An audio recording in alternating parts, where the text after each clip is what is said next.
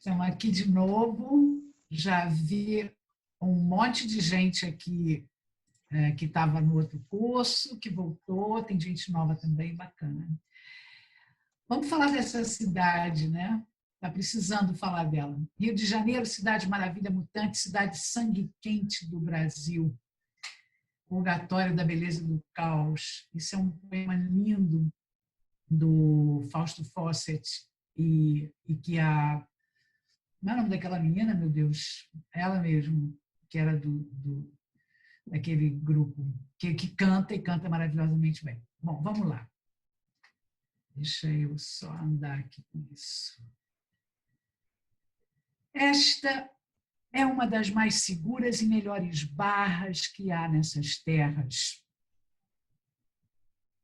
E aqui, peraí, que tem essa barra aqui na minha frente. Pela qual se podem entrar e sair quaisquer naus a todo tempo, sem temer nenhum perigo. E assim as terras que há nessa capitania também são as melhores e as mais aparelhadas de todas quantas há nessa província, para enriquecerem os moradores e os que lá forem viver com essa esperança, não creio que se enganarão. Esta é a terra fértil, mais viçosa que há no Brasil. Há muitas águas para o engenho de açúcar, há nela infinito pau-brasil, de que os moradores farão proveito. Há nesta cidade um mosteiro de padres da Companhia de Jesus. A primeira história do Brasil, história da província de Santa Cruz, a que vulgarmente chamamos de Brasil, Pero de Magalhães Gândavo, isso foi escrito em 1560, publicação de 1576. Então, o Rio de Janeiro já acontecia como sendo esta maravilha de lugar, né? E ele diz aqui que essa é a terra mais fértil e viçosa que há no Brasil, né? Então, aqui é que está difícil de eu ler por conta dessa barra preta que fica aparecendo para mim aqui. A descrição detalhista que Vespúcio fez da sua viagem ao Brasil em 1501, na carta chamada Mundos Novos, virou um dos maiores best-sellers da sua época. Teve mais de 40 edições em 6 línguas, todas ilustradas, e transformou o autor num homem famoso nos círculos cultos da Europa, Américo Vespúcio, que teve por aqui. Em 1507, quando revia as obras de Ptolomeu e produziu um novo mapa mundi, o geógrafo Martin Waldseemüller decidiu, conforme suas próprias palavras, batizar a quarta parte do mundo com o nome do seu descobridor, Américo. Apesar do equívoco, o nome pegou.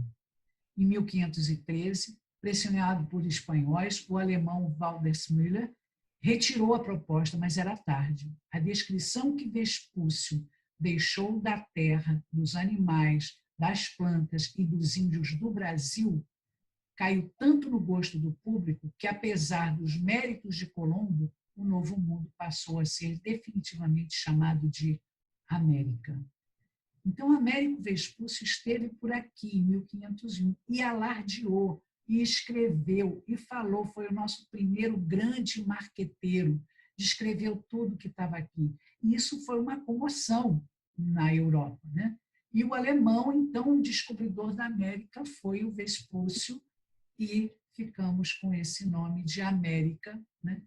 Coitado do Colombo, que fez todo aquele esforço, para vocês verem como é que funciona, né? Tem o criador e tem o marqueteiro. Quem leva a fama, geralmente, é o marqueteiro, é o cara que faz a publicidade. Até hoje, a gente leva o nome dele, e não do Colombo, né? Então, aqui está o pau-brasil, essa que era...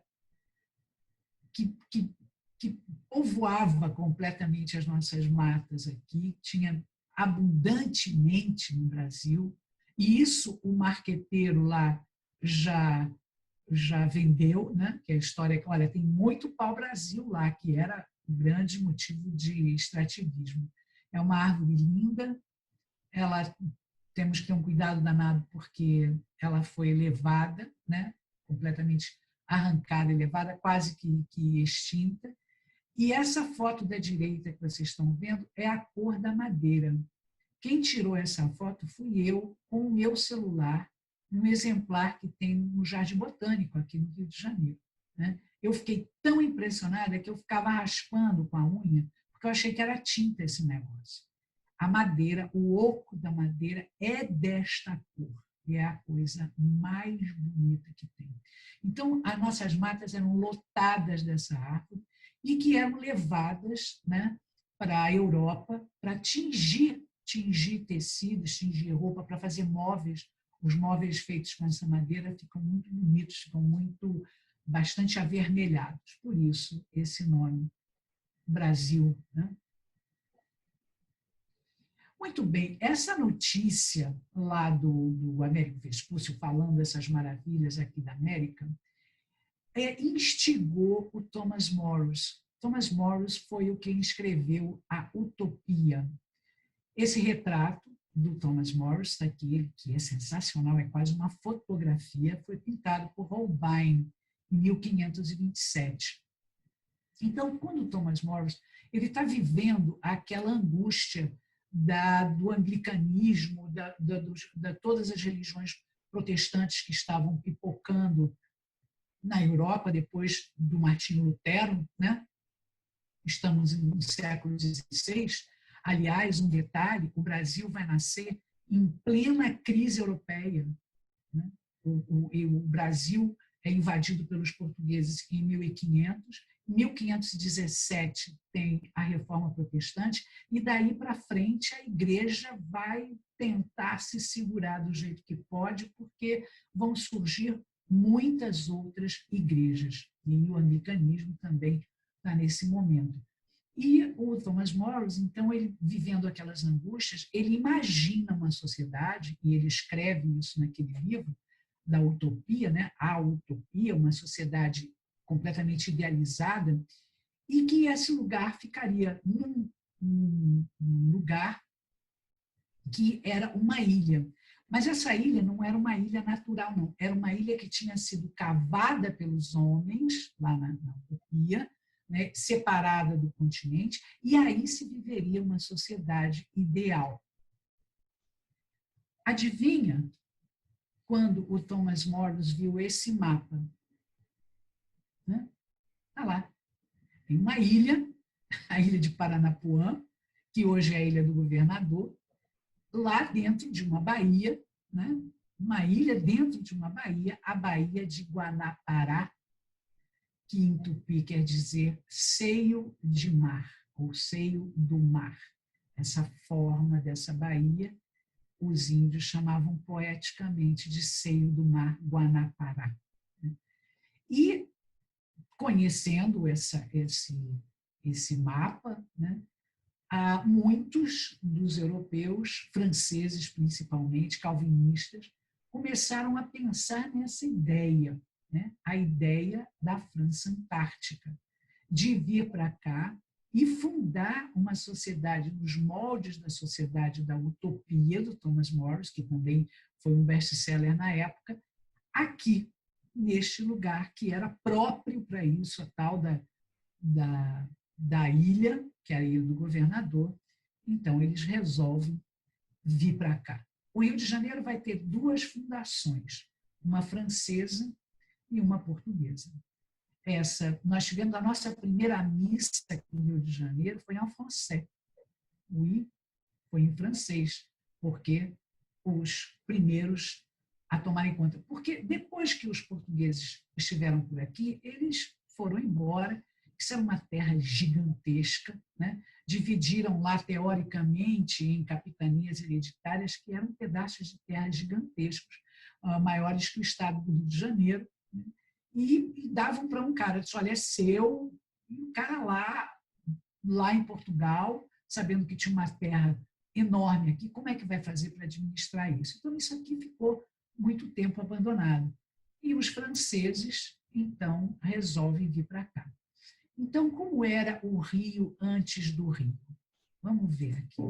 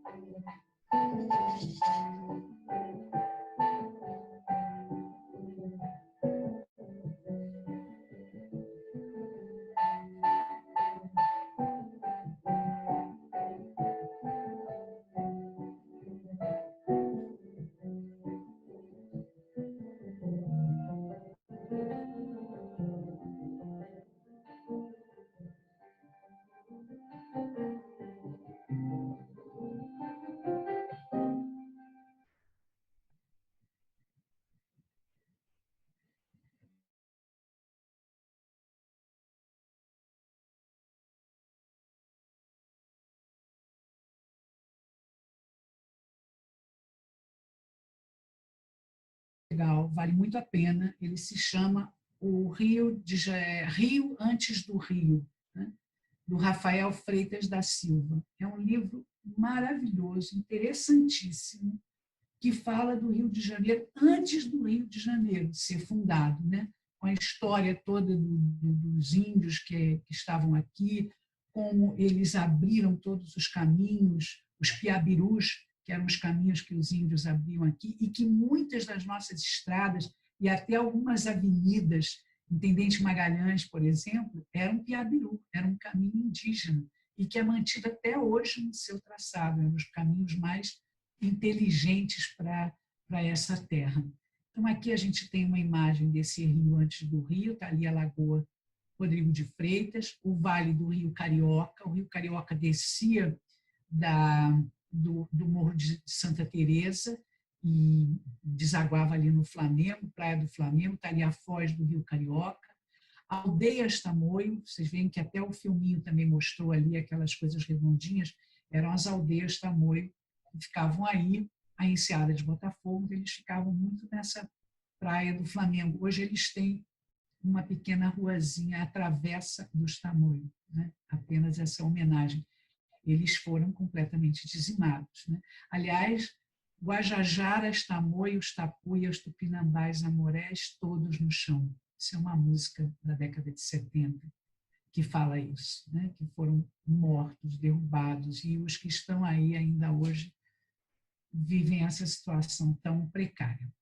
Mas, falando aqui desse Rio Antes do Rio, isso é um artista que faz essas imagens baseado em mapas antigos, então isso daqui seria o centro da cidade do Rio de Janeiro, né? Mais ou menos ali, pelo que eu entendi, o Praça 15, o Candelária, ali naquela região. Uma primeira ermida, uma primeira capelinha, né? Uma ermidazinha. Aqui já o Largo da Carioca, em 1555. Então, essa lagoa que vocês estão vendo aí, hoje é o Largo da Carioca, né? Ele foi totalmente aterrado. Aliás, essa cidade é uma das cidades que mais tem aterro no mundo. É impressionante quando você vê o traçado antigo do Rio de Janeiro, e ele já começou a se trabalhar esses aterros muito cedo, porque a nossa topografia é morro e alagado, morro e pântano, morro e mar, é muita água. E essas lagoas eram lagoas rasas, de água parada, elas eram completamente insalubres e ruins para a saúde. Então, isso foi sendo trabalhado há muito tempo, já no começo da nossa história. Vocês estão vendo aqui uma construçãozinha pequenininha, uma ermida, uma capelazinha, e já tem um caminho aqui, né? Isso daqui vai ser o futuro convento de Santo Antônio, no Largo da Carioca. Porém, antes disso, vamos falar dos franceses. A França Antártica foi uma colônia francesa estabelecida na região da Baía do Rio de Janeiro, como era então conhecida a Baía de Guanabara, no estado do Rio de Janeiro, no Brasil, no século XVI, com o apoio dos Tamoio, a população nativa da Guanabara, existindo, de 1555 a 1570, essa transantártica, quando os últimos remanescentes da Aliança Franco-Tamoia foram derrotados na Batalha do Cabo Frio. Então, aqui é um outro mapa, um mapa francês, Brésil, La Grande Île. La Grande Île é a Ilha do Governador, né, que é de Paranapuã, e a Ilha de Villers-Gagnon, onde eles se estabeleceram. Aqui é Le Ratier, o rocher que está até lá hoje, a Ilha de Laje, né? E aqui a entrada da Bahia, super protegida, porque a gente tem aqui o Pão de Açúcar vai estar desse lado e aqui vai estar Niterói. Eles fazem essa Bahia mais comprida assim. Aqui já alguns bairros apelidados por eles, alguns lugares com o nome deles aqui, Le Village aux Flèches, uma tribo lá dos índios Flecha, enfim. Mas essa história eu vou ler um pedaço para vocês, que eu selecionei do livro, que é outro que eu recomendo muito para vocês, que chama-se Carnaval no Fogo.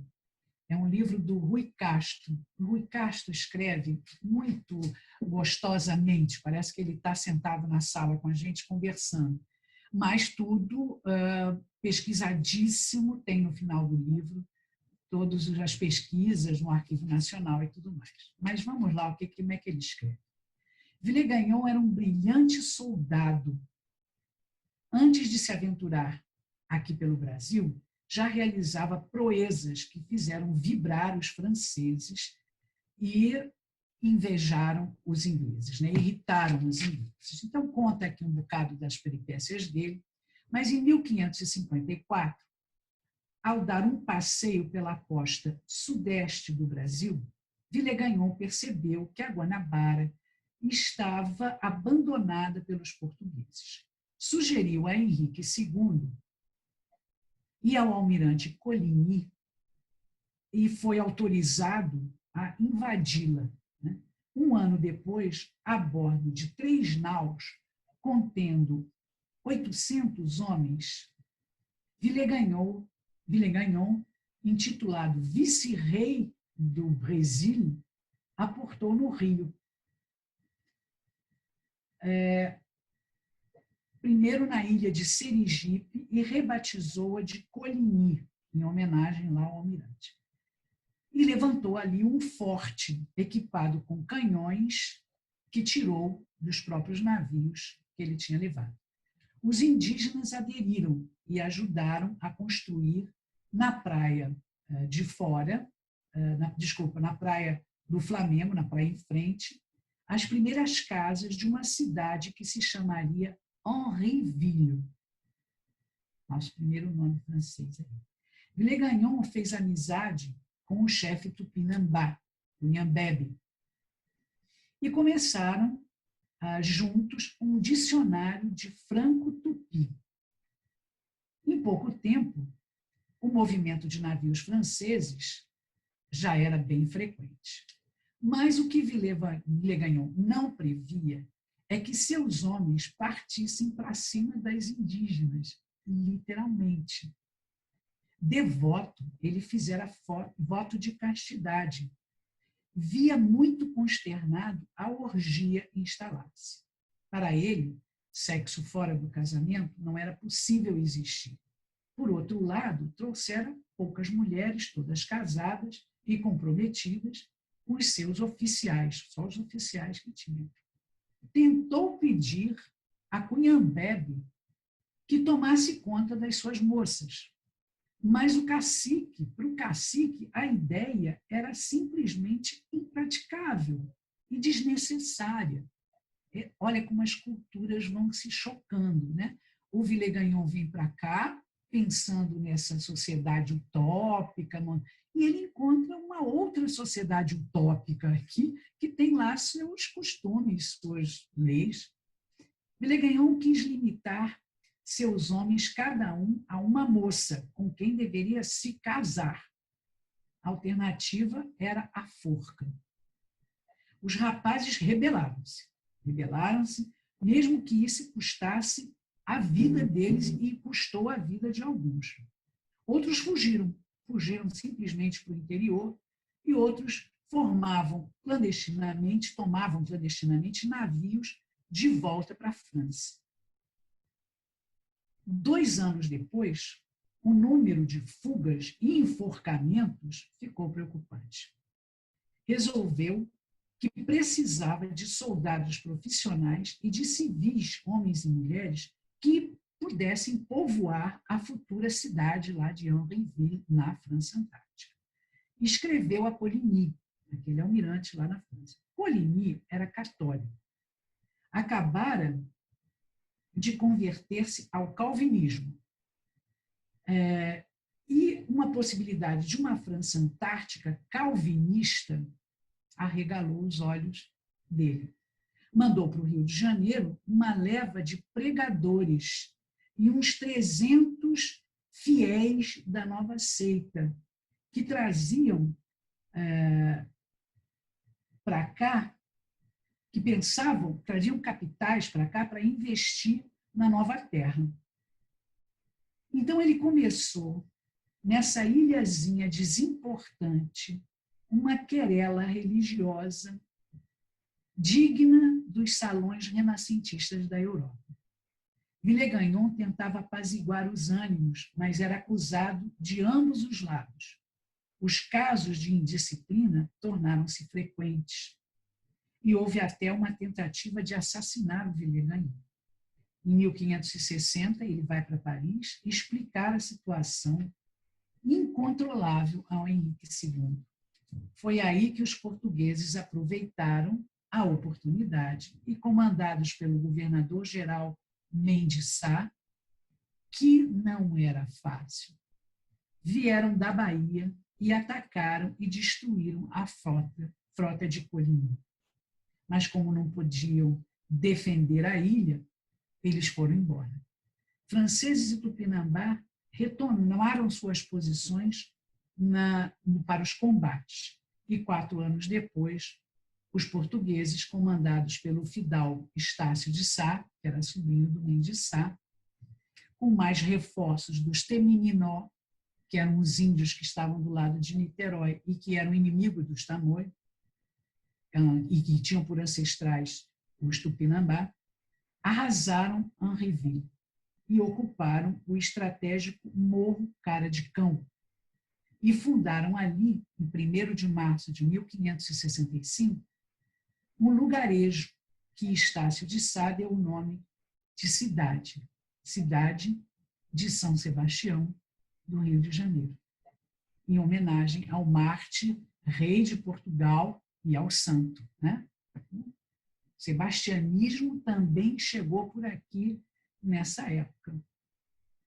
Os remanescentes franceses e Tupinambá armaram uma resistência no outeiro do Uruçu-Mirim, que a gente conhece hoje como da Glória. No Morro do Desterro, que a gente conhece hoje por Santa Teresa, e na ilha de Paranapuã, que é a Ilha do Governador. Na batalha final, no Alto da Glória, já lá no outeiro, no dia 20 de janeiro de 1567, Dom Sebastião, do dia de São Sebastião, né, dia de 20 de janeiro, Estácio de Sá foi atingido por uma flecha envenenada e morreu, né? Mas, depois disso, houve uma batalha sangrenta e absolutamente decisiva, em que os franceses e os tamoios foram absolutamente derrotados. Então, essa nossa história tão brava, tão heróica, tão dramática, né? Nós temos essa situação, essa crise europeia, essa crise religiosa europeia, vem parar aqui na ilha de Villegagnon, uma ilhazinha desse tamanho aqui, né? Eles trazem essa crise para cá. Os portugueses católicos, apostólicos, romanos, contra-reformistas fortes, né? Eles trazem o sebastianismo, esse conceito de que Dom Sebastião irá voltar, iluminado, herói e mártir deles, e bem no dia de São Sebastião, efetivamente, no dia 20, o outro morre com a flecha no rosto, envenenada. Ou seja, olha que coisa, esse roteirista estava inspirado. Foi no dia 10 de novembro de 1555 que Villemagnot desembarcou para criar no Brasil a França Antártica. Esse é um filme, tem aqui o pôster do filme, do lado esquerdo, Vermelho Brasil, a história que não foi contada. É um filme muito legal, porque assim, a nossa história daria filmes. Se nós fôssemos norte-americanos, já teriam milhares de filmes hollywoodianos, espetaculares, né? Porque a nossa história é assim, a gente não conhece e a gente não dá o menor valor à nossa história, e deveríamos. Essa história do Rio de Janeiro, eu tenho muito prazer de dar, porque eu acho que todos os cariocas, pelo menos, deveriam ter na escola. Aprender isso. Eu, quando dava aula para as crianças do Andrews, que a gente fazia passeio com eles, uma vez eu levei ao Pão de Açúcar, e lá de cima eu contei tudo isso para eles. Vocês precisavam ver as carinhas. Né? Olha, por aqui chegavam os franceses, ali estavam os tamoios, e eles corriam para lá e para cá para ver aquilo logo, ao vivo. É a nossa história, uma história brava. E esse filme é um filme bem interessante, é um filme francês, é uma coprodução França, Holanda, um monte de gente aí, mas bem legal, contando essa história do Villemagnot, chegando aqui e tudo que aconteceu. Então, está aqui, é um primeiro e único mapa que a gente tem da ilha de Villemagnot, da cidade de Henry, né? Gravura de 1556, a mais antiga que se conhece. Então, é um mapinha dizendo exatamente essa localização. Então, aqui foi um mapinha que a tia fez aqui muito precariamente, mas para mostrar para vocês onde estávamos. Tem Miminó, ali tomaram aquela ilha lá do fundo, os Tamoio aqui todos na costa, aqui fica o Pão de Açúcar, aqui o que hoje a gente conhece como Fortaleza de Santa Cruz, várias fortificações depois foram erguidas aqui, aqui os canhões aqui de uma fortaleza, né? E essa batalha toda que se estabelece aqui. Então, a fundação do Rio, que o Estácio de Sá, enfim, proclama, é na praia de fora do Morro Cara de Cão. Então, o Morro Cara de Cão é este aqui. Não é o Pão de Açúcar, é este aqui. Aliás, esses dois nomes, Pão de Açúcar e Cara de Cão, são corruptelas de algum nome indígena. Açu é grande, então Pandaçu, alguma coisa que os portugueses ouviram Pão de Açúcar. E, coincidentemente, quando se fazia o açúcar lá na Europa, eles tinham uma forma que era cônica, assim, né? E se colocava ali, se socava bem, se botava em pé, se tirava, ficava aquele que os portugueses chamavam de pão de açúcar. Então, essa corruptela parecida aí, alguma coisa açu, acabou levando esse nome de Pão de Açúcar. E o Morro Cara de Cão, a mesma coisa, porque não tem cara de cão, não tem cão nenhum, mas algum caracã, alguma coisa que se perdeu no tempo e teve esse nome. E é esse morrete que fica à esquerda do Pão de Açúcar quando a gente está de frente para ele. E essa praia de fora foi o primeiro lugar onde se inaugurou a cidade do Rio de Janeiro. Hoje é o Forte de São João. Então, aqui, esta praia era a cidade de São Sebastião do Rio de Janeiro. Eles montaram aqui umas paliçadas, umas pouquíssimas construções aqui, só para tomar posse, de frente para a entrada da Bahia, né? E depois esse forte, essa fortaleza de São João foi construída e agora está com os militares, é uma ocupação militar, né? E eles, então, fizeram todas as modificações necessárias. Aqui é um centro de treinamento dos militares, não é nada assim de defesa, porque a defesa hoje já nem se faz dessa forma.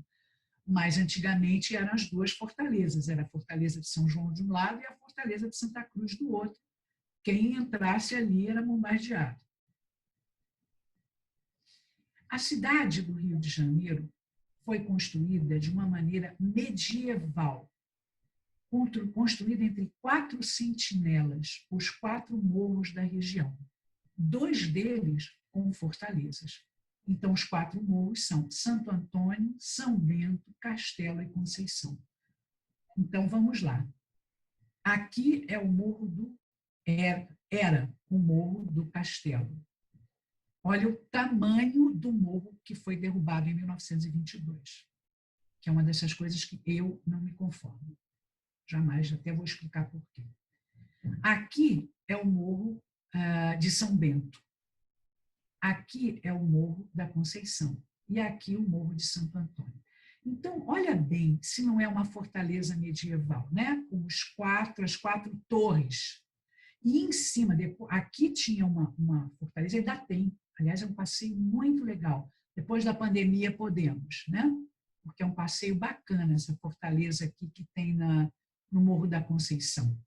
Aqui o Morro de São Bento, aqui o Morro de Santo Antônio, que tinha uma fortaleza também, né? Desculpa, Morro do Castelo, né? Com a igreja de São Sebastião, e tinha uma fortaleza de São Sebastião. E aqui o Morro de Santo Antônio. A cidade vai se estabelecer aqui. Por quê? Saiu lá da Praia de Fora. A Praia de Fora era muito aberta, não havia assim tanta defesa para isso. Então, eles se mudam para dentro da Bahia. Eles se mudam exatamente para onde hoje é a nossa Praça 15, que é aqui. Tá? Então, a cidade vai se estabelecer aqui, entre esses 4 morros protegidos. Para lá, inclusive, havia uma muralha aqui, olha. Está vendo uma muralha? Né? Havia uma muralha, onde hoje é mais ou menos ali a Rua Uruguaiana. Depois ela virou uma rua que tinha uma vala, Rua da Vala. Para além disso, era o que eles chamavam de sertão. Aqui o Largo da Carioca, já no século XVII. Tá? Aquela igrejinha que eu mostrei lá atrás já virou um convento de Santo Antônio, e aqui do lado uma igreja que era da ordem terceira dos franciscanos, o convento de Santo Antônio era franciscano. Isso tudo eu vou entrar em detalhes na próxima aula, porque eu vou falar do barroco no Brasil, então aí eu vou falar dessas construções e de como isso aconteceu. Aqui é mais para a gente ver a evolução da cidade, desse arruamento, dessa urbanização. Mas, enfim, o convento já era uma bela construção, montada lá em cima do morro, num daqueles morros que eu mostrei, para ser mais precisa, este morro aqui. E, do lado, a igreja da Ordem Terceira, que era acoplada ainda a essa construção maior. Lá ainda existia a lagoa, infecta, e eles abrem aqui a vala. Olha, está aqui a vala. E essa vala vai escoar essa lagoa até a prainha na Praça Mauá. Até a prainha na Praça Mauá. Ela atravessa isso tudo. Então, as obras já começam a ser feitas. Essa é um lugar bem difícil de se morar, por conta dessas lagoas, por conta desses lugares pantanosos, né? No século XVII, não há grande desenvolvimento. A economia é a base da pesca e da cana-de-açúcar. A mão de obra indígena sendo substituída pela mão de obra negra. Em 1641, o rei D. João V deu à cidade o título de muito leal e heróica cidade de São Sebastião do Rio de Janeiro, porque manteve-se leal a Portugal. Então, aqui a gente tem uma panorâmica e a gente já vê, olha, no alto dos morros, aqui é o Morro do Castelo, que está lá a igreja enorme que foi para o chão, né? Lá o Morro de Santo Antônio, aqui o Morro de São Bento. Então, esse perfil da cidade, Rivière de Janeiro, né? Rivière de Janeiro. Saint-Sébastien. Gente, a gente era chique. Não, olha só nossos nomes franceses. Très chique. E era um encanto para todo mundo, porque o lugar era belíssimo. Né? Aqui, antes, né? Aqui o Porto do Rio, lá, igual aquele filminho que eu mostrei. Então, está lá o Pão de Açúcar, está aqui as enseadas. Olha aqui vocês podem ver a tal da vala. Isso daqui é prainha, isso é Praça Mauá. Isso tudo sumiu, porque o aterro vai tornar tudo isso quadrado, que é o porto. Vai ser o porto aqui, o aterramento todo foi feito. Mas eram praias, Saúde, Gamboa, tudo eram praias lindas. Então, aquela lagoa lá que eu falei, o Largo da Carioca está ali, e a drenagem escoando aqui no mar. E aqui embaixo, já no século XVII, a Praça 15 já começa a ter aquela tal capelinha lá, algumas outras construções. Então, esse é o Rio Colônia, né? Tem colôniazinha ainda. Aqui é a Enseada de Botafogo, como ela era muito mais ampla, ela também foi aterrada, hoje ela tem esse recorte aqui, olha, igual a minha setinha, esse recorte. Mas ela ia até lá no pé dos morros todos. Está ali o Corcovado, aqui, olha, o Dois Irmãos, né? É um ângulo pegado daqui de cima do morro, então está ali o Dois Irmãos. Aqui está a Pedra da Gávea, quadradinha, na visão do artista, ele vai colocando tudo ali. Então, o alastramento dessa área habitada. Moradores descem do Morro do Castelo e constroem suas casas na várzea e na praia da Piaçava, ao pé do morro. As casas eram geralmente de pau a pique. Seguindo a pé do Morro do Castelo, o traço da rua direita, a cidade foi sendo construída em direção ao Morro de São Bento. Em 1625, a Câmara decretou uma postura onde se determinava que todas as casas de taipa ou de pedra só poderiam ser construídas sob o controle da Câmara, visando a organização e o arruamento da cidade. Em 1641, visando resolver o problema da Lagoa de Santo Antônio, uma lagoa infecta que ficava ao pé do Morro de Santo Antônio, onde hoje é o Largo da Carioca, a Câmara resolveu aprofundar uma vala já existente que desaguava na prainha, Praça Mauá, mas que não dava vazão para o escoamento da água da lagoa, escorando-a com pedra e cal. Surgiu assim a vala, este é o nome que ficou um tempão, em cujas margens foi sendo delineada a Rua da Vala, que hoje a gente chama de Uruguaiana. Ainda em 1646 foi aberta outra vala, em formato de cano de pedra e cal, perpendicular àquela, que seguia em direção à Praia do Carmo, que a gente chama de Praça 15, onde tem a Igreja do Carmo. Desse cano surgiu a Rua do Cano, então era a Rua da Vala e a Rua do Cano, que a gente chama de 7 de setembro. Posteriormente, a vala e o cano conseguiram drenar a lagoa, que logo desapareceu. Durante o século XVIII, a área foi várias vezes aterrada. Então, a gente vai construindo. Né? Essa gravura pequenininha aqui, que eu não conheço o autor, mas mostra essa região já voltada para o mar. Né? Como eram essas casinhas? Era, assim, uma Ouro Preto, né? Semelhante ali a Ouro Preto, Paraty, Ouro Preto, com casas já de 3 andares, inclusive algumas que tinham umas torrinhas em cima, igual essa daqui, para ver a chegada dos navios, né? Para poder correr para o porto, ver o desembarque das mercadorias.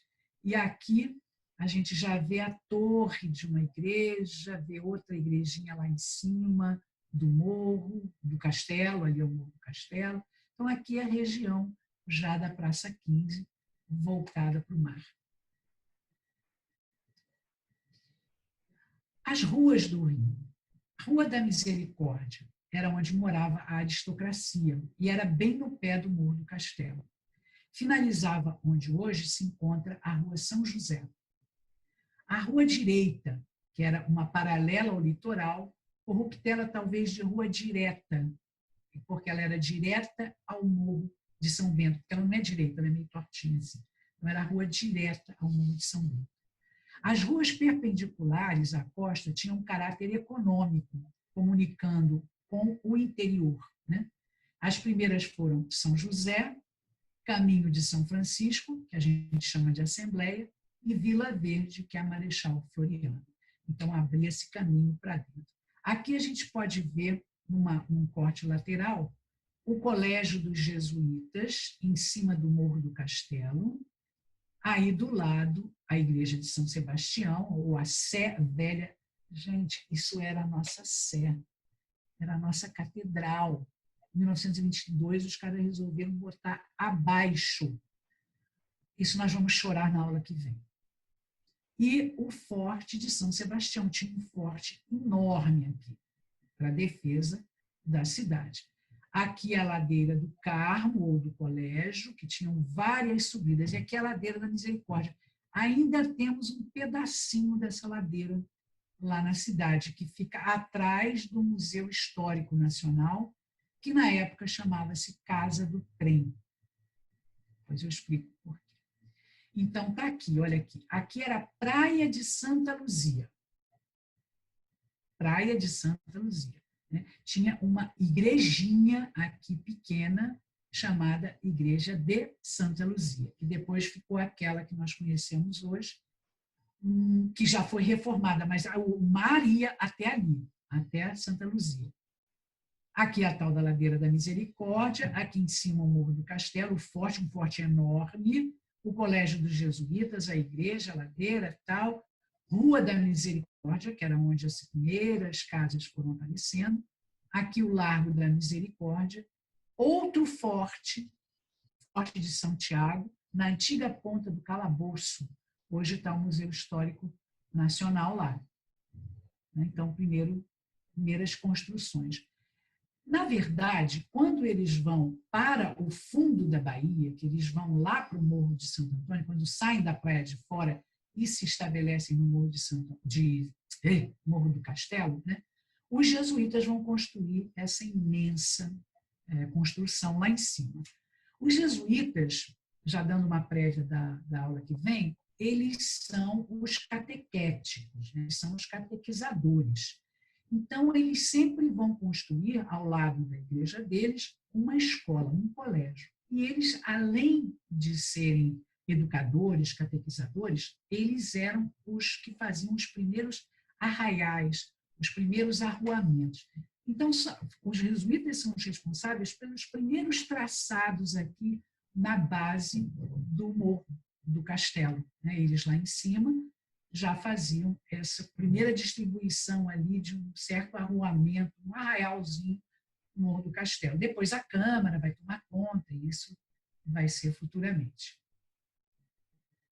Aqui outro mapinha safadinho que eu fiz aqui para a gente entender. Está lá, olha, o Morro Cara de Cão, o Forte São João, a Fortaleza de Santa Cruz, do outro lado. Aqui o Pão de Açúcar, a Enseada de Botafogo, o Morro da Viúva, os Tamoios ficavam por aqui. Aqui o Rio Carioca, que deságua aqui. Né? Aqui o Outeiro, que chamava-se Uruçumirim. O Convento de Santa Teresa está meio fora daqui, porque esse é o Morro do Desterro, Morro de Santa Teresa. Depois aqui, olha, foi construído o aqueduto para trazer a água lá do morro. A Lagoa do Boqueirão, que virou Largo da Lapa. Aqui a Igreja de Nossa Senhora da Lapa, a Igreja de São José. Aqui o futuro Paço Imperial, porque ainda não temos isso, esse é um mapa que já tem coisas posteriores. Né? E a rua, olha, a Rua do Cano, Rua 7 de Setembro, que era a Rua do Cano. Aqui a Lagoa de Santo Antônio, que virou Largo da Carioca. O Convento de Santo Antônio, o desvio de mar, que era a Rua do Ouvidor, chamava-se Desvio de Mar, e a Rua da Vala, que é uruguaiana, aqui o Morro de São Bento. Tá? Então, aqui os fortes, né? Morro do Castelo, Morro de São Sebastião, o Forte dos Jesuítas, todos aqui. A Ilha de Laje, a Caravelinha e os meus queridos golfinhos, porque aqui era cheio de golfinhos. Por isso, a bandeira do Rio de Janeiro tem 2 golfinhos. A bandeira da cidade do Rio de Janeiro tem 2 golfinhos, porque eles, tanto golfinhos quanto baleias, quanto as orcas, viviam para desaguar aqui. Essa é uma baía muito, muito rica. A água potável, só no Flamengo, do Rio Carioca. Eram os índios e escravos negros que transportavam a água. Em 1648, foi feito um projeto de construção do aqueduto do Carioca. Originalmente, Aqueduto da Ajuda era o nome, para trazer águas do Rio Carioca, lá do Morro do Desterro, que é Santa Teresa, até o Campo da Ajuda, que era Cinelândia. Né? Depois a gente vai saber por que mudou esse nome. Mas a obra foi sendo adiada até o século XVIII e desviada para o Largo da Carioca. Né? Então, o projeto já existia no século XVII de trazer água. Isso daqui é a nascente do Rio Carioca, lá no Alto de Santa Teresa. Esse rio, há uma controvérsia sobre esse nome carioca. Tem uma teoria de que seria uma palavra que indicaria carioca, seria o lugar de habitação dos pálidos, do homem branco, porque eles não falavam branco, eles falavam pálidos. Mas parece que não. Esse livro que eu mostrei para vocês aqui, do Rio Antes do Rio, ele fala que já existia uma tribo chamada carioca nessa região aí entre Santa Teresa e Flamengo, né? Então, que esse rio teria levado esse nome por conta dessa região já ter esse nome por causa dessa tal tribo carioca. E ele era de águas assim, imagina, né? Nada poluídas, maravilhosas. Até o século XIX, se bebia água no Rio Carioca. Os cantores, tinha uma lenda que ela era muito ferrosa, ou coisa assim, que eles iam beber água no Rio Carioca para limpar a voz. As igrejas surgem desde o século XVI, mas de atuação maior a partir do século XVII. Função: fortalecer o catolicismo, alastrar o seu domínio, delimitar o campo de ação de homens e mulheres, punindo os que buscassem outra religião. Tinha uma inquisição, né? O povo estava de olho arregalado.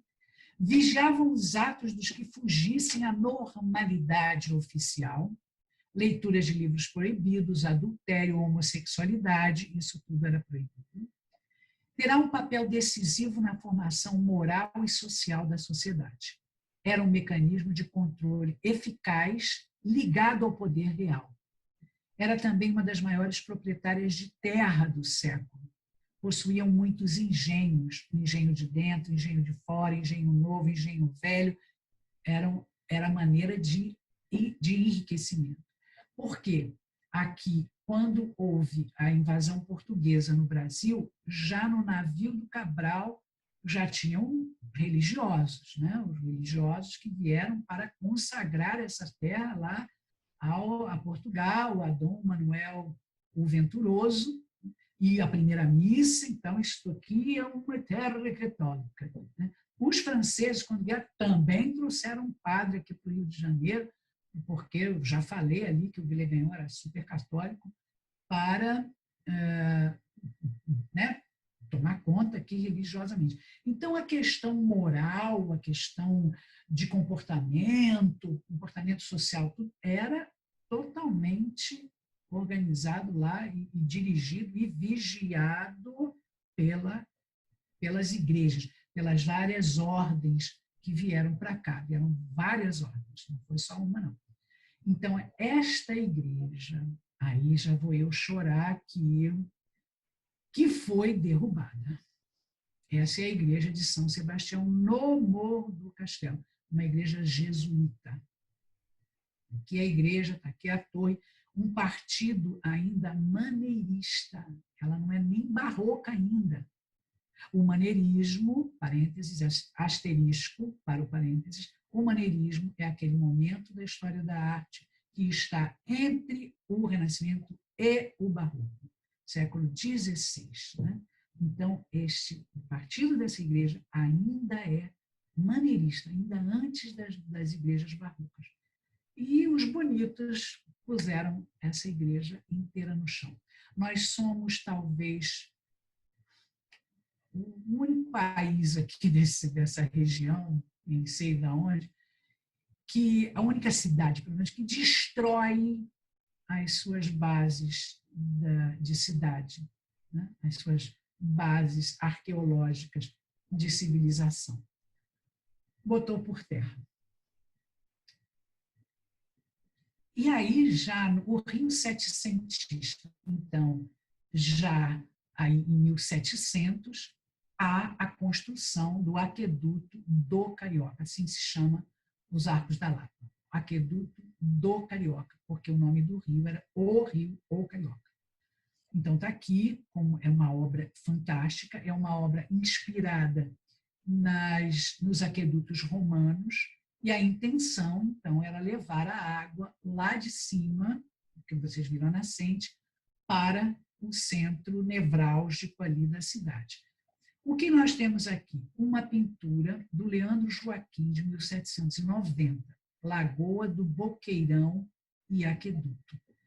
Esta lagoa, que é hoje o Largo da Lapa, era conhecida como Lagoa do Boqueirão. Aqui está a Igreja da Lapa, Nossa Senhora da Lapa do Desterro, esse é o nome dela. Aqui está o convento carmelita, lá no alto do convento de Santa Teresa, no alto de Santa Teresa, que depois o morro acabou levando o nome dela. E o aqueduto. Vejam como era essa lagoa, era uma lagoa rasa, então ela era uma lagoa realmente que precisava ser aterrada por conta de insalubridade, de doenças, de mosquitos e tal. Tem uma lenda que eu acho bonitinha, porque nessa época o Rio de Janeiro já vai ser a sede do vice-reinado, sede do vice-reino, né? Que o vice-rei estava passeando ali de carruagem, de charrete, sei lá, e tinha uma moça na janela, na região aí próxima, conversando com a mãe, e ela fala: eu tive um sonho essa noite, que essa lagoa ela era um parque com árvores muito altas. E ele achou a ideia interessante. Então começa-se o aterramento dessa lagoa, né? E hoje a gente tem lá como é que é o nome daquele lugar ali? Que fica em frente à antiga Mesbla, né? O passeio público. Começa-se a plantar ali, né? E hoje a gente tem lá o sonho da moça. Não sei se é verdade, não, mas eu já li num livro de história. Achei muito bonitinho. As fortalezas, a defesa da cidade. Existiam 4 fortificações. São João, na Praia de Fora, lá no Morro Cara de Pau. Santa Cruz, em Niterói. Essas alturas já está construída. Aliás, quem nunca foi à Fortaleza de Santa Cruz, faz favor de ir. Poxa vida, a maravilha. São Tiago, que era na ponta do calabouço, que eu mostrei para vocês, e não existe mais. E a Fortaleza de São Sebastião, no Morro do Castelo. Tinha também um forte. Anteriormente existira a Fortaleza de Santa Cruz, onde hoje é a Igreja de Santa Cruz dos Militares, na 1º de março. Ali no lugar daquela igreja era uma fortaleza de Santa Cruz. E que depois também largaram ela para lá, ficou em desuso, depois que fizeram aquelas 2 lá na frente, né, na entrada da Bahia. Aqui é um quadro de fins do século XIX, mas ainda mostrando o portão da entrada da Fortaleza de São Sebastião, lá em cima do Morro do Castelo.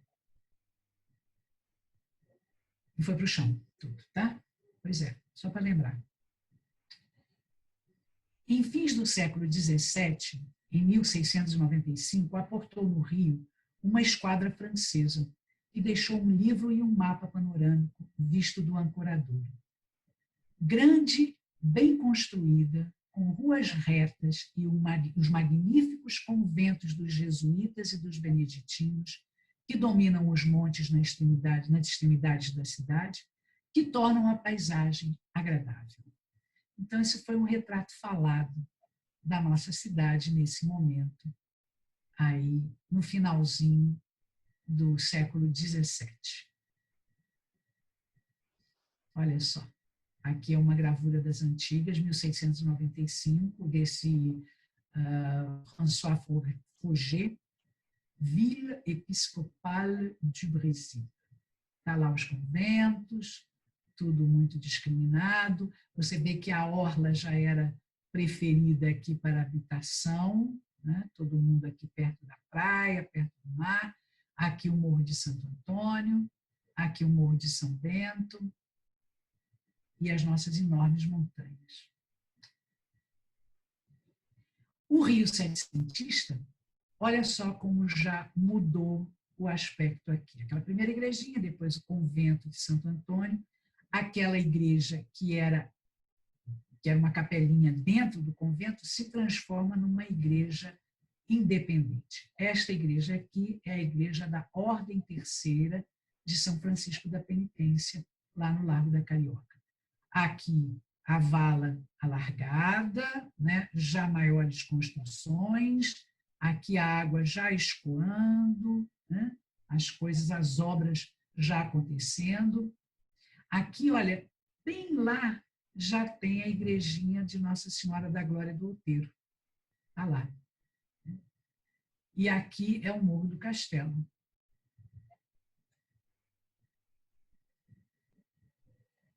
Até mais ou menos 1730, a malha urbana do Rio limitava-se ao Morro do Castelo e adjacências, não indo muito além da Prainha, da Rua da Vala e da Rua da Ajuda, que é Cinelândia. Na segunda metade, outras áreas foram surgindo. Lapa, Glória, Largo das Pitangueiras, que hoje é do Machado, bairros da Saúde e Gamboa. O número de habitantes do Rio passou de 12 mil para 30 mil em 1760. Então, aqui a gente já tem o que a gente hoje chama de Praça 15. Né? Aqui era a sede do vice-reinado, a casa primeiro dos governadores, depois do vice-rei.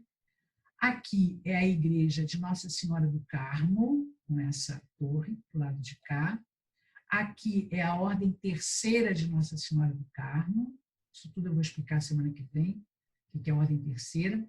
E aqui, do outro lado, a casa do Teles, que hoje a gente só tem o arco do Teles. Mas era uma construção grande que fazia par aqui com um paço, que depois virou paço, ainda não é.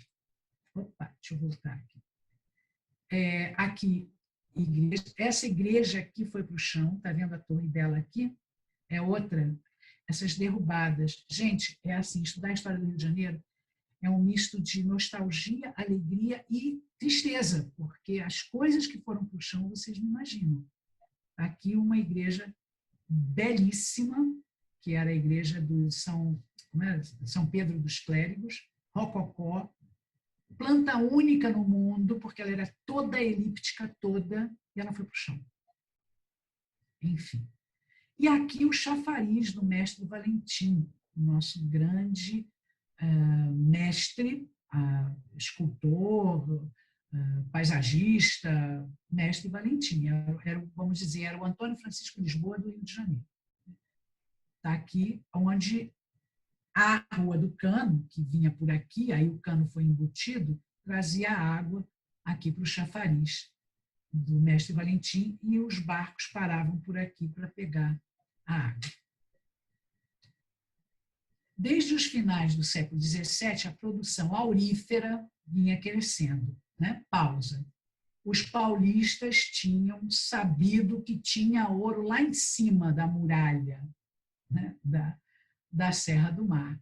Os paulistas subiram e foram lá pegar o ouro. O principal porto de embarque para a metrópole era o Rio de Janeiro. O ouro das Gerais era transportado por terra até Paraty, descendo pela Serra de Cunha, e então, através de faluas, trazidos até o Rio de Janeiro para embarque até Portugal. Na segunda década do século XVIII, por causa dos piratas e corsários e ladrões que desviavam ouro no trajeto entre Minas e Rio, o governador Aires Saldanha ordenou a abertura do Caminho Novo, que trazia o ouro através da Serra dos Órgãos até o Porto da Estrela, que ficava no pé da serra. E de lá era embarcado para o Rio e depois para Portugal. Ali na altura de Itajaí, mais ou menos, tinha esse porto. Porque ele descia essa serra enorme que a gente está vendo aí, e era, imagina, chegava um terço do ouro lá embaixo, porque era saqueado, e o que chegava ainda, os piratas ficavam escondidos ali nessa Baía de Angra, né? Baía de Paraty, Baía da Ilha Grande, que é muito recortada, e pegavam o ouro e saqueavam. Então, abre-se um caminho direto para o Rio de Janeiro. Com isso, o Rio vai ficando cada vez mais próspero, né? Até que chegaram por aqui os piratas franceses. Os franceses não se conformavam com essa história de não ter conseguido a tal da França Antártica. O primeiro deles chamava-se... oh, meu Deus, fugiu o nome do homem da minha cabeça. Só estou lembrando do segundo. Duclerc. O primeiro era o Duclerc. O Duclerc, ele era um pirata. Pirata é autônomo. Pirata é freelancer. Pirata vai lá e saquear. Então vem o Duclerc e tenta entrar aqui na entrada da Bahia.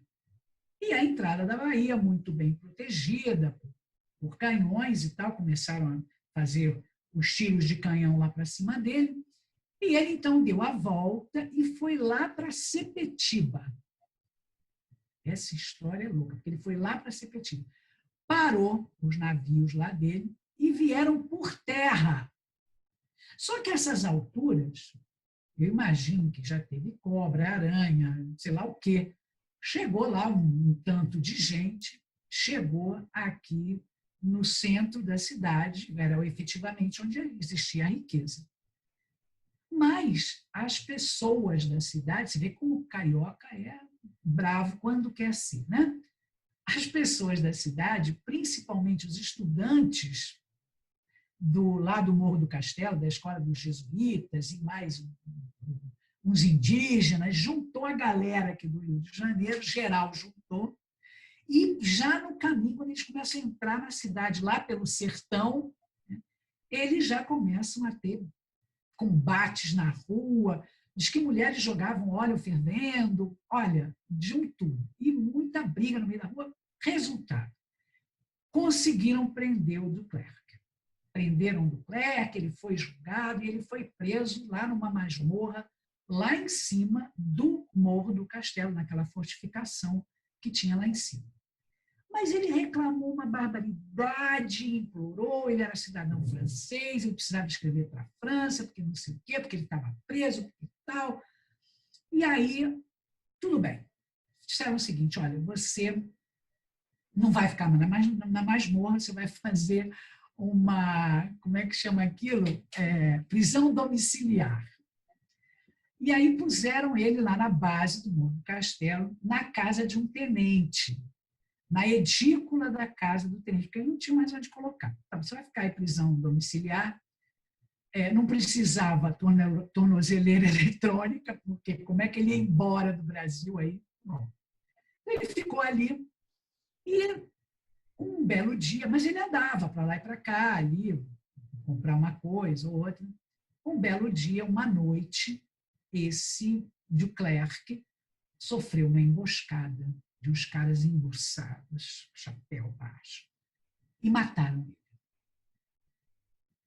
Corria a boca pequena, bocas de Matildes, assim, pelo Rio de Janeiro, né, nas quebradas do Mundaréu ali, corria que ele tinha transado com a mulher do tenente, que o tenente tinha mandado matar ele. Mas a mulher dele, lá na França, fica sabendo, mon mari est mort. Como? Quem matou meu marido? E ela vai no rei. E o rei é o Luís XIV. Não, porque é um citoyen français, porque é um cidadão francês, porque isso não pode ficar assim. Ah, ele falou, que beleza, que desculpa que eu tenho. Então, este rei, né, manda o corsário. Corsário é outro patamar, como diria o meu querido jogador do Flamengo. Corsário é outro patamar. Corsário é do rei. O corsário vai lá para saquear, roubar, matar e fazer acontecer em nome do rei. Então, mandou o grande corsário para o Rio de Janeiro, Monsieur Duguay-Trouin. Aí ele, famosão. Lieutenant General des Armées Navales. Né? Cara, era tudo. Olha lá, peruca, maior bonzão ali, Duguay-Trouin. E esse cara veio com um monte de navio, um monte eram 5.000 homens no navio. E assim, canhões para todo lado. Bom, e eles chegaram na entrada da Bahia. E quando as nossas fortalezas aqui do Rio de Janeiro começaram a rechaçar, não fizeram nem cosquinha nos navios do Duguay-Trouin. E ele veio entrando. Só que a descrição desse momento é terrível, porque eles vieram num momento daquelas tempestades que entram do sudoeste, bem ali na entrada do Rio, e maior tempestade, chuvarada, raio, trovão e canhão, e o raio que o pai. A população do Rio de Janeiro se mandou, que estava ali naquela meiuca que eu mostrei para vocês, entre os 4 morros, né? Mas eles foram para o sertão, né? Lá para dentro, se emburacaram. O governador também, foi todo mundo embora. E os franceses bombardearam, destruíram o que puderam, uma noite de terror, entraram na cidade, roubaram os canhões das fortalezas, fizeram e aconteceram. E ficaram aqui 3 meses, saqueando tudo que eles podiam, tudo.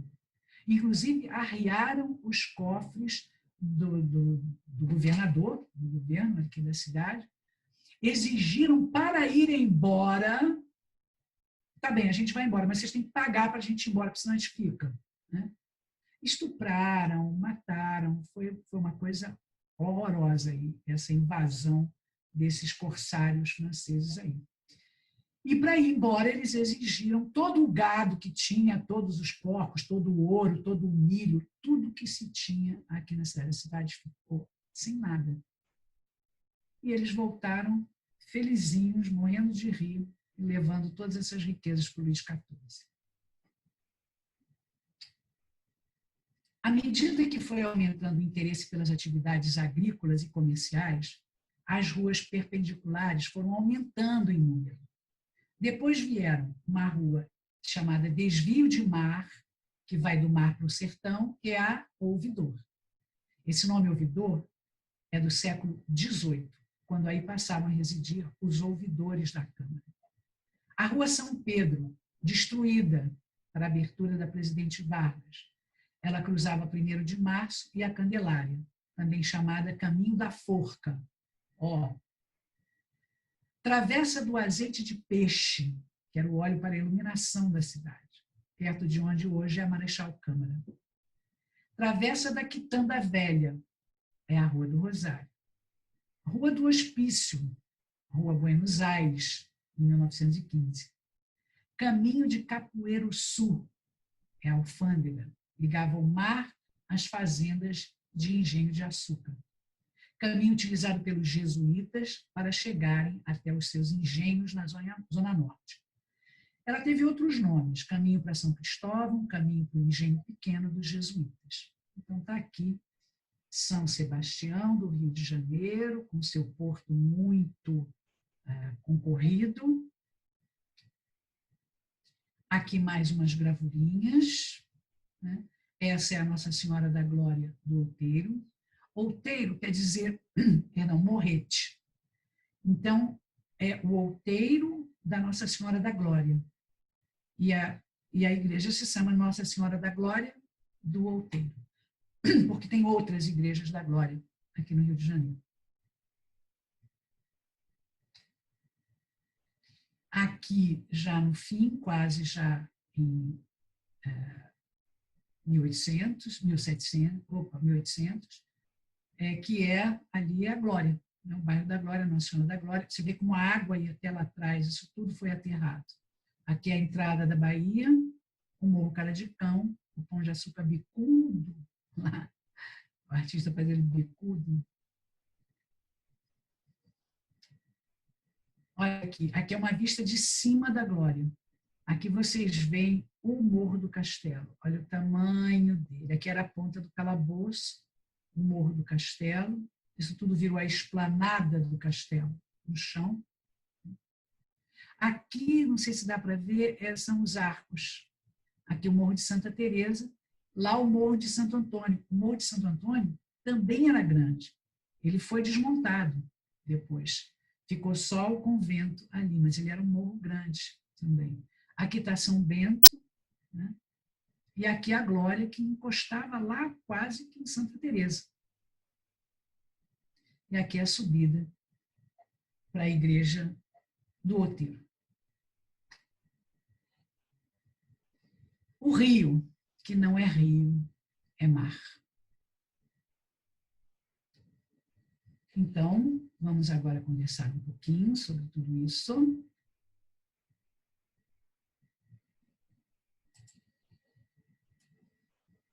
Estou eu aqui, vamos ver o chat.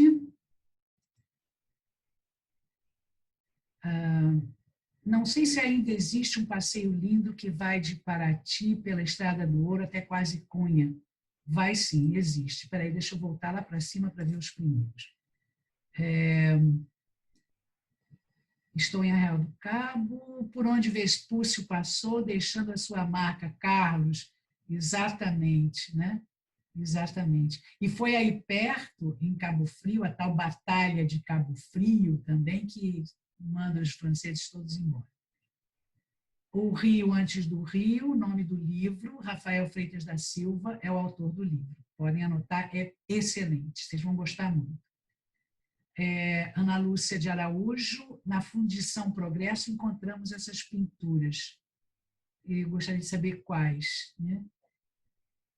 Quem quiser falar pode abrir o microfone aí, tá?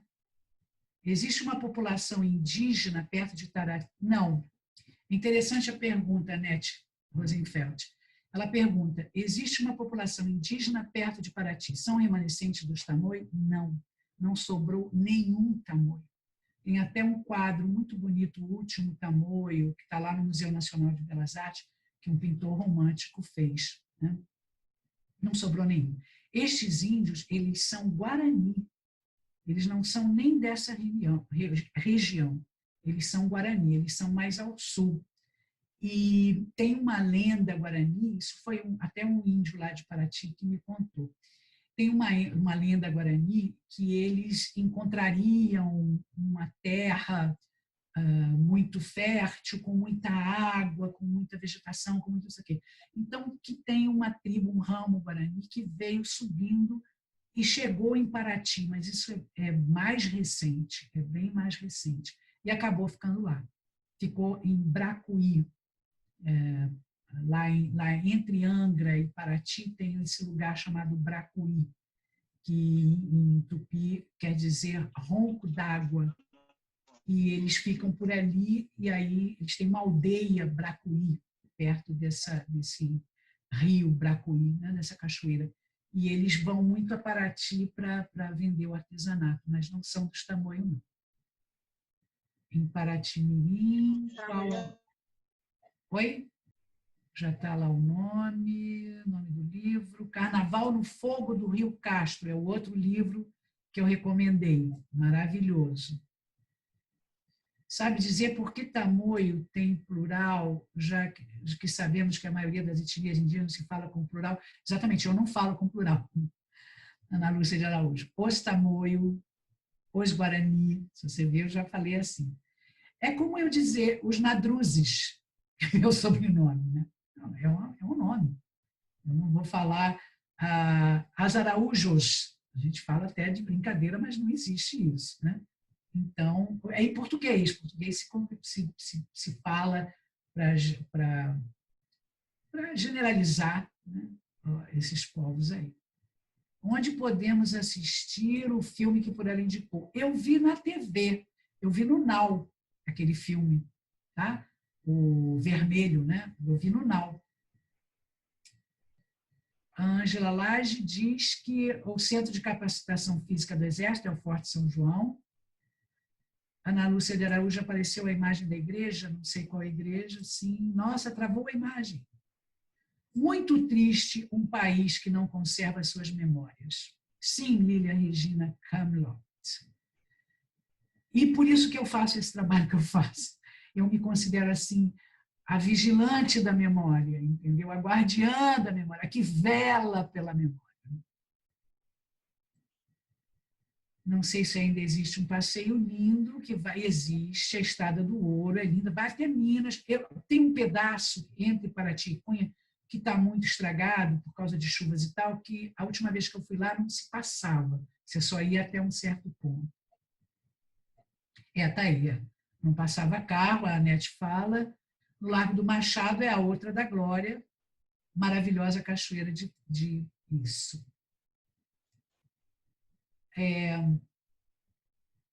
Vale a visita ao Forte de Niterói. Vale muito. Importantíssimo.